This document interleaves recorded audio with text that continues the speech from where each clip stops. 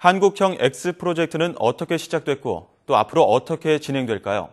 미래창조과학부 기초연구진흥과 최도영 과장 전화로 연결해 자세히 알아보겠습니다. 과장님 안녕하십니까? 예, 안녕하십니까. 반갑습니다. 네, X 연구 사업 파격적이고 창의적인 방법으로 난제를 해결하겠다는 건데요. 먼저 이러한 사업을 추진하게 된 계기는 뭔가요? 아시다시피 우리나라 연구개발 투자가 이제 본격적으로 된 것이 한 30년 됐습니다. 그동안 논문이나 이런 양적 성과하고 어떤 연구 인력 이런 수준에서는 비약적 발전을 이루었습니다. 그런데 이제 기본적인 전통적인 연구로는 이제 안정적 성과 창출을 매우 잘하고 있지만 아직 이제 어떤 질적 도약이 필요하다 이런 문제의식을 이제 미래창조과학부는 계속해서 가지고 왔습니다.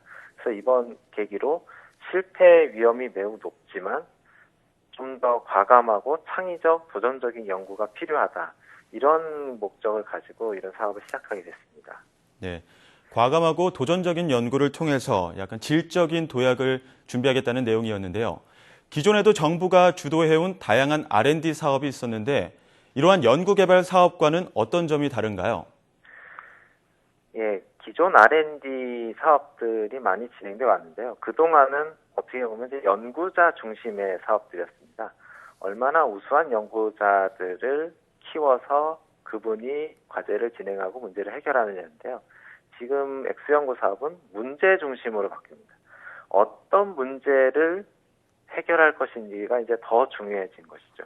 그리고 과거에는 이제 하나의 문제를 해결한다 그러면 가장 우수한 한 분, 한 팀만 그 연구를 진행했지만 X연구 같은 경우는 다양한 경로나 방법론을 가지고 여러 팀이 실제로 그 연구를 진행하고 그것을 저희가 지원하게 됩니다. 또한 어떤 연구비, 연구기간 이런 것들이 과거에는 정해져 있었습니다. 3년, 5년, 10년 이렇게 정해져 있었지만 지금은 이제 가능한 한 문제가 해결될 때까지 좀 지원을 해보겠다. 이런 것이 지금 저희가 구상하고 있습니다. 네, 어떤 한 문제를 대상으로 다양한 경로로 연구를 하겠다는 말씀을 해주셨습니다. X 연구 사업을 통해 다양한 사회 난제들을 해결할 계획인데요. 주로 어떤 문제들을 대상으로 하는 건가요? 저희가 그런 문제들을 이제부터 발굴을 할 것입니다.